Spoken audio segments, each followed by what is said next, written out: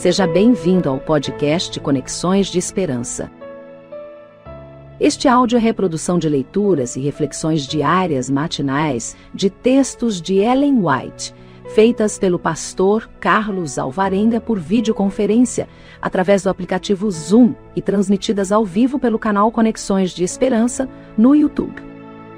Nosso desejo é que sua experiência com Deus seja enriquecida com o que você vai ouvir a seguir. Hoje as nossas considerações estão baseadas no livro O Desejado de Todas as Nações, a partir da página 251. Neste capítulo, nós estamos lendo sobre as bem-aventuranças. Aquele sermão tão belo em que Cristo apresenta a ética do seu reino, assentado junto à multidão ao sopé do monte. Nós lemos assim: bem-aventurados os mansos. As dificuldades que temos de enfrentar podem ser muito diminuídas por aquela mansidão que se esconde em Cristo. Se possuirmos a humildade de nosso Mestre, sobrepor-nos-emos aos menosprezos, às repulsas, aos aborrecimentos a que estamos diariamente expostos. E estes deixarão de nos lançar sombra sobre o Espírito. A mais elevada prova de nobreza num cristão é o domínio de si mesmo. Aquele que, em face de maus tratos ou de crueldade, deixa de manter espírito calmo e confiante, rouba a Deus de seu direito de nele revelar sua própria perfeição de caráter. Humildade de coração é a força que dá vitória aos seguidores de Cristo. É o penhor de sua ligação com as cortes do alto. Ainda que o Senhor é excelso, atenta para o humilde. Os que manifestam o manso e humilde Espírito de Cristo são ternamente considerados por Deus. Podem ser olhados com desdém pelo mundo, mas são de grande valor aos seus olhos. Não somente os sábios, os grandes e caritativos obterão passaporte para as cortes celestes. Não somente o atarefado obreiro, cheio de zelo e atividade. Não, o pobre de espírito que ambiciona a presença permanente de Cristo, o humilde de coração, cujo mais alto anelo é fazer a vontade de Deus. Estes receberão uma entrada abundante. Achar-se-ão entre os que lavaram suas vestiduras e as branquearam no sangue do Cordeiro. Por isso, estão diante do trono de Deus e o servem de dia e de noite no seu templo. E aquele que está sentado sobre o trono os cobrirá com a sua sombra. O desejo de possuir a terra, de conquistar o mundo, sempre esteve presente dentro do coração humano. Desde as primeiras páginas da Bíblia, encontramos Caim e seus descendentes se espalhando pela face do mundo agora caído em pecado, para tentar dominá-la, possuí-la. Após o dilúvio, logo em seguida, os ímpios constroem uma cidade e nela edificam uma torre tão alta quanto puderam edificar, para dominar todas as coisas, para ter a posse do mundo. Hoje, milênios depois, o sentimento no coração humano não é diferente. As criaturas humanas anseiam possuir as coisas, dominar tudo, ter controle sobre tudo, expandir as suas forças, os seus domínios, as suas propriedades, as suas fronteiras. Usam todos os meios, todos os artifícios para esse fim, para esse objetivo. Poderosos construíram exércitos para conquistar o mundo. Alguns viveram e morreram em função deste objetivo. Mas a Bíblia nos diz que a conquista do mundo na verdade, não é uma conquista. É uma herança. Herança não é aquilo que você obtém pela força. É aquilo que você recebe de graça, por seu vínculo de relacionamento com o verdadeiro proprietário. Herança, você não luta por conquistar. Você ganha. E é nesse sentido que Jesus nos afirma na bem-aventurança que a terra será dada por herança, não aqueles que são mais poderosos, mais aptos, não aqueles que estão mais armados, melhor adaptados, mas aqueles que são mansos. Quando analisamos a Bíblia, nós compreendemos que esta bem-aventurança, de alguma maneira, está relacionada com o Salmo 37. No Salmo 37, nós encontramos os ímpios se arregimentando, se organizando para conquistar o mundo. E esse desejo, esta busca dos ímpios para conquistar o mundo é contrastada com a dos justos. Nos versos 9 e 10, nós somos informados, lá do Salmo 37, de que os ímpios serão eliminados, enquanto os justos conquistarão a terra. A grande notícia é que os justos serão os possuidores da terra, mas não por alguma característica a eles inerente, não pela força das armas, mas por herança, por presente recebido do verdadeiro possuidor, que é Deus. Manso, na Bíblia, tem um sentido bem especial. No grego, manso é praus. E praus significa um cavalo domado. Você já viu um cavalo que ainda não foi domado, um cavalo selvagem?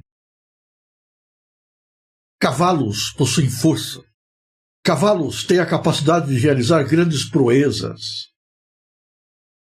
Mas um cavalo, enquanto não for domado, dispersa as suas forças e as suas energias numa violência que se espalha por todos os lados, por todos os cantos, por todos os meios. É preciso que alguém o tome e que alguém molde a sua natureza e dirija toda a sua força para o trabalho.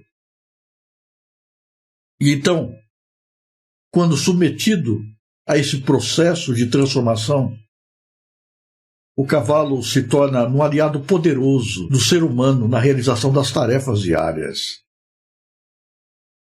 Nós somos como um cavalo não domado. Um cavalo cuja tendência é buscar a nossa própria vontade, a fazer as nossas próprias coisas, do nosso próprio jeito. Nós não estamos dispostos a nos submeter a nada, a nos curvar diante de nada. Nós achamos que somos donos do nosso próprio nariz e que podemos fazer as coisas de acordo com a nossa própria maneira. Lutamos desesperadamente para conquistar a vida, para dominar a nossa existência, para possuir, para marcar o nosso nome na história, para dar destaque para a nossa pessoa, para a nossa presença. Mas a Bíblia nos diz que a conquista do mundo não se dá pela força. É preciso que toda a nossa energia se curve, se ajoelhe, se prostre diante de uma força maior. É preciso que a nossa natureza seja domada e nós nos tornemos capazes de nos aquietarmos e sabermos que Deus ainda é Deus, que Deus é quem faz as coisas, que Deus é quem realiza, que Deus é quem dá as bênçãos para aqueles a quem Ele quer. Este é o segredo apresentado nesta bem-aventurança. Aqueles que finalmente haverão de possuir a terra, a receberão como herança, como dádiva, como bênção de Deus.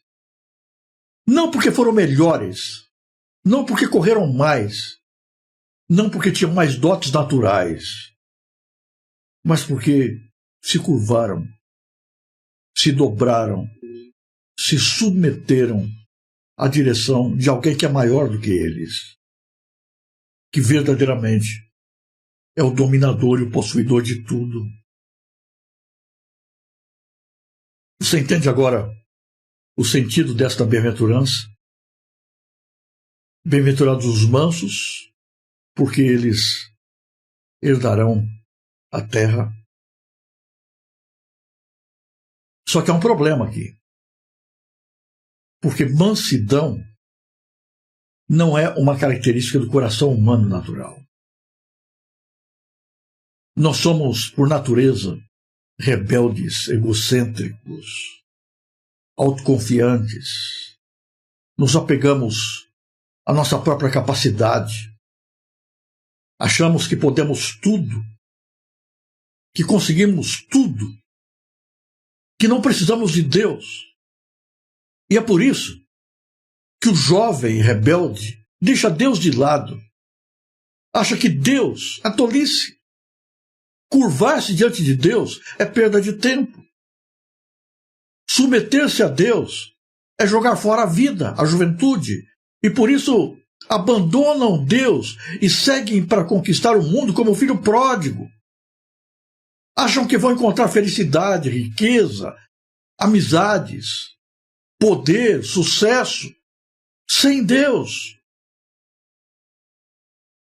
E depois de muito quebrar a cabeça, descobrem que não é possível conquistar essas coisas sozinhos. Sem Deus, o sucesso é vão, o mundo é vazio, a vida é podre, a riqueza desaparece.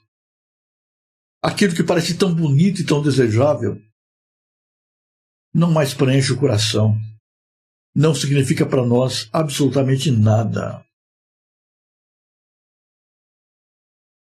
Tentar conquistar o mundo sem Deus é loucura.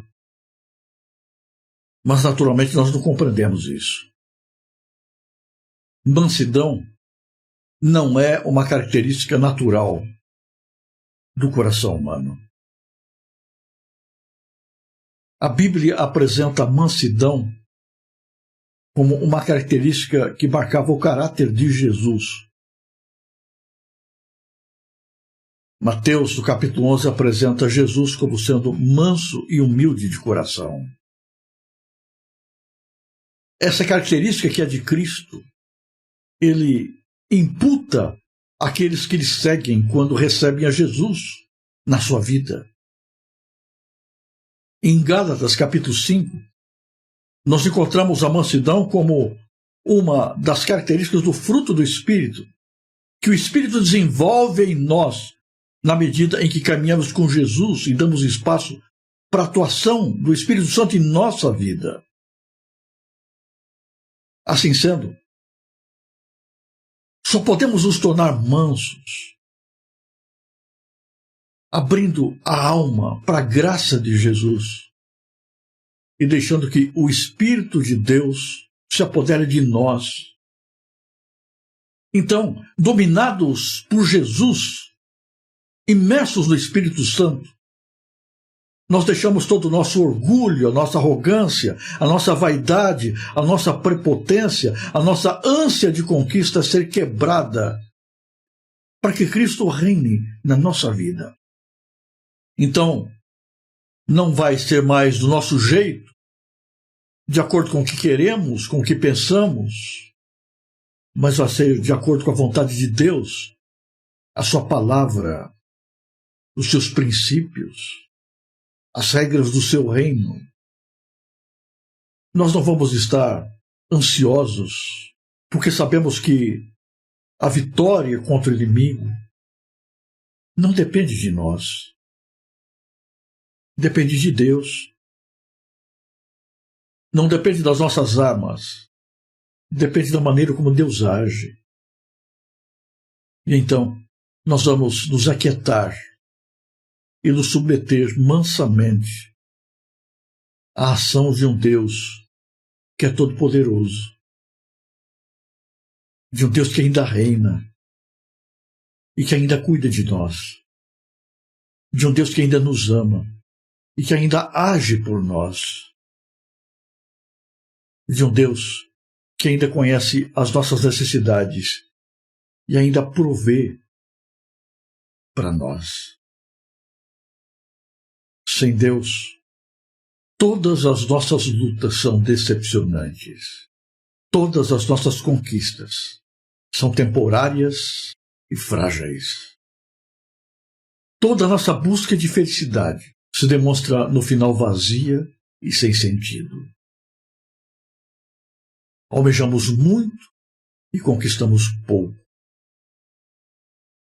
E o pouco que tem, o pouco que volta, se demonstra amargo no final. Mas quando nos curvamos diante de Deus, nos submetemos à sua direção, quebrantamos o nosso coração diante dele, como um cavalo selvagem, domamos o nosso ímpeto natural e deixamos que Cristo reine em nós e nos dirija, nos molde. Então, a conquista da felicidade e das bênçãos, tanto no mundo vindouro como aqui, vem como resultado, como presente, como herança. Faz mais sentido para você agora essa bem-aventurança? Felizes são não aqueles que são poderosos, que têm dinheiro, que têm recursos, que são mais bonitos, mais capazes, mais admirados. Felizes são aqueles que, desconfiando de si próprios, sabendo que não podem absolutamente nada em si mesmos, se curvam diante de Deus, se submetem à sua direção, entregam o seu coração a Jesus e ao domínio do Espírito Santo, e sob a mansidão implantada por Deus, enfrentam os desafios da vida. O mundo olha para esses e diz: são tolos. Não é possível que gente assim alcance sucesso. Mas o mundo vai descobrir, mais cedo ou mais tarde, que eles próprios estão enganados.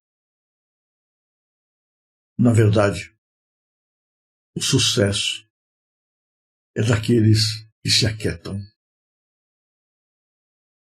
e entregam o controle de todas as coisas nas mãos de Deus.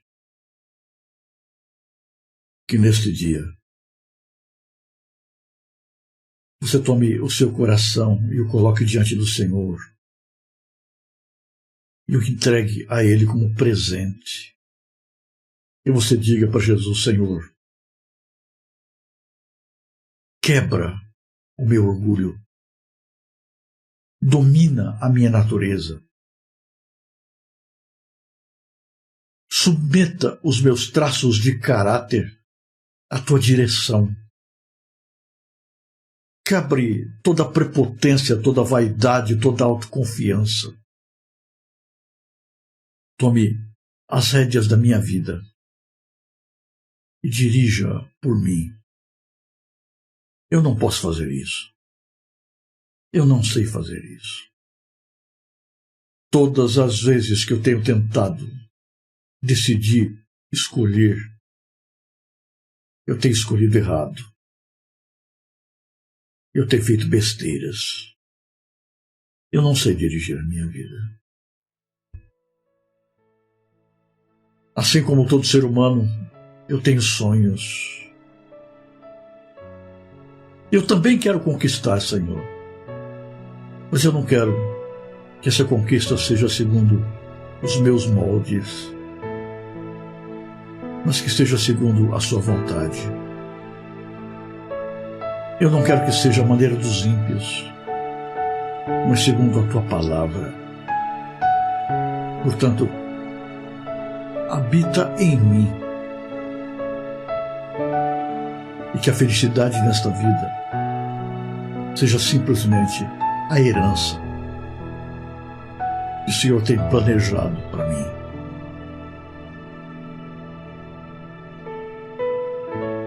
Se você apreciou este áudio, inscreva-se no canal para continuar conosco nesta jornada de crescimento espiritual. E se puder, não se esqueça de compartilhar com outras pessoas.